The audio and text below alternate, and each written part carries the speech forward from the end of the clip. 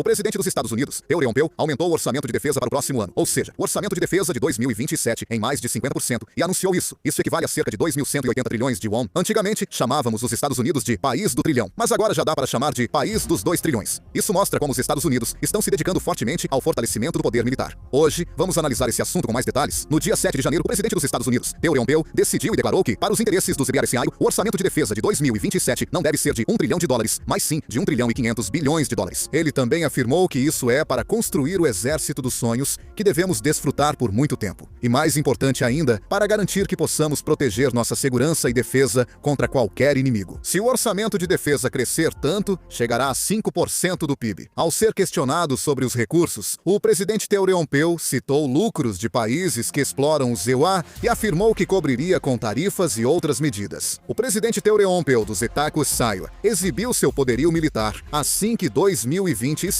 chegou. No início do ano, atacou a Venezuela e extraditou Maduro, exibindo o poder militar dos Ipaiawa ao mundo. Afirmou que a Colômbia precisa de atenção, que a Groenlândia é importante para os Estados Unidos e mostrou planos para apoiar protestos e ataques aéreos no Irã, reforçando o poder militar. O presidente Theodore Roosevelt aumenta o orçamento de defesa, principalmente por falta de recursos. O presidente Theodore Roosevelt anunciou o plano Frota Dourada para reforçar a força naval do EUA, incluindo o sistema de defesa Golden Dawn e navios de guerra. Ambos os projetos são muito caros. O anúncio do Golden Dawn custou 175 bilhões de dólares, cerca de 230 trilhões de won.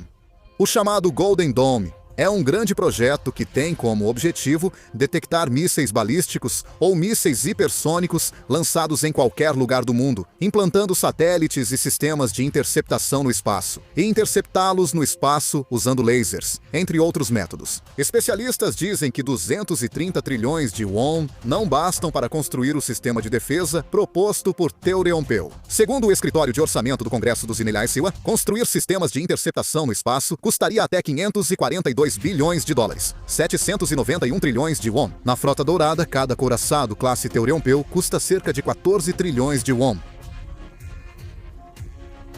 O presidente Theodore Roosevelt investiu muito no orçamento de defesa para solucionar a falta de recursos. Se analisarmos amplamente, vemos que a estratégia dos EUA vai além do poder militar e visa pressionar estruturalmente a China. Os Estados Unidos estão evitando um confronto direto com a China, mas, ao mesmo tempo, estão forçando a China a fazer escolhas difíceis a longo prazo, especialmente em relação à corrida armamentista.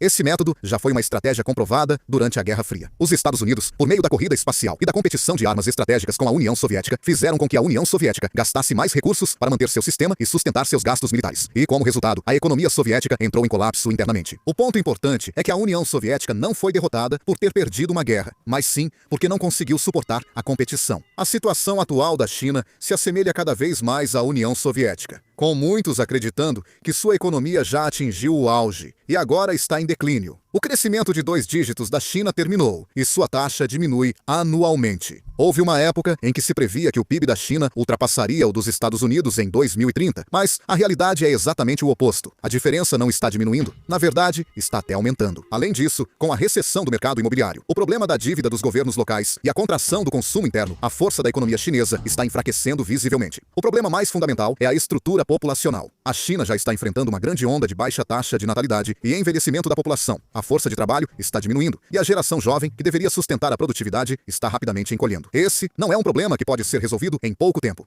Em uma situação em que o motor do crescimento está se apagando gradualmente, está chegando o momento em que o país terá que escolher onde gastar seus enormes recursos financeiros. Os EUA iniciaram uma corrida armamentista, acelerando o desenvolvimento de armas e investimentos militares. A China não pode ignorar essa disputa. Se ficar atrás militarmente, a China perderá liderança na segurança regional, inclusive sobre Taiwan. A China é forçada a investir muito em gastos militares, o que prejudica sua economia, pois esses gastos não aumentam a produtividade nem impulsionam o mercado interno, e seus resultados são limitados. O aumento dos gastos militares em crises econômicas desvia recursos do bem-estar social e da indústria, gerando instabilidade.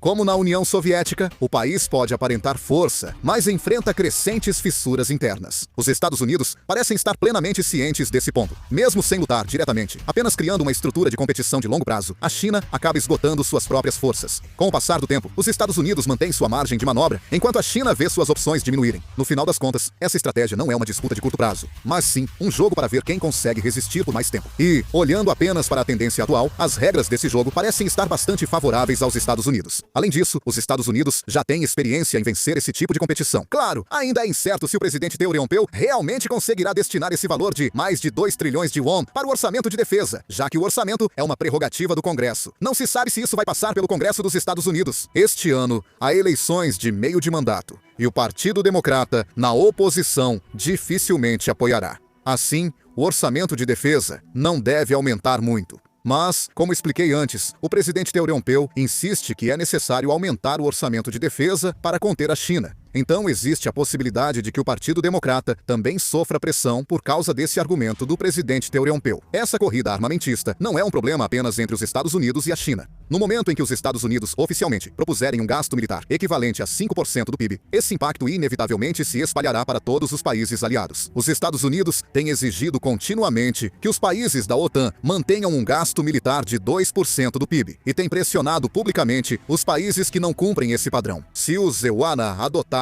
um novo padrão de 5%, os aliados terão dificuldade em manter o padrão anterior. Assim, os EUA ganham legitimidade para exigir mais gastos e contribuição militar, usando a competição com a China como justificativa. É muito provável que essa pressão comece pela Europa.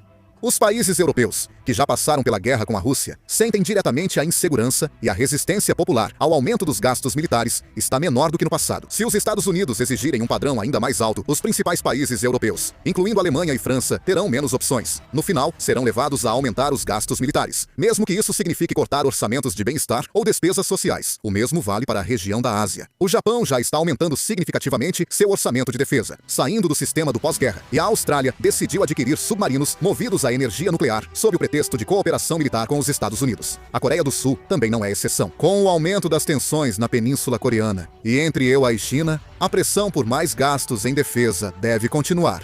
Exigências maiores dos EUARI aumentam o peso para aliados. Quando isso acontece, uma competição global por gastos militares ocorre em cadeia. Se um país aumenta seu orçamento de defesa, os países vizinhos também se sentem inseguros e acabam respondendo. Uma vez que os gastos militares começam a aumentar, é difícil reduzi-los, porque os custos de manutenção de equipamentos, salários e despesas com pesquisa e desenvolvimento também crescem juntos. Assim, há uma tendência global de manter gastos militares elevados. O problema é que, à medida que esse orçamento de defesa aumenta, a tensão global também tende a crescer. Existe até a possibilidade de surgirem ainda mais conflitos. Essa tendência levanta uma questão muito séria para a Coreia. A Coreia não está na periferia da corrida armamentista, mas sim bem no centro dela. Com o conflito estrutural entre China e EUA, a Coreia lida com o problema nuclear do norte e a pressão da aliança com o SEUA. Estamos sendo empurrados para uma situação em que é difícil escolher apenas uma opção: aumentar ainda mais o orçamento de defesa ou garantir ao máximo o espaço diplomático. Se os Estados Unidos passarem a exigir mais contribuições militares dos aliados, a Coreia também não poderá escapar dessa exigência. O problema é que, no momento em que aumentamos o orçamento de defesa, as outras opções acabam se reduzindo. O orçamento é limitado e está difícil achar solução que una segurança, economia e diplomacia. No entanto,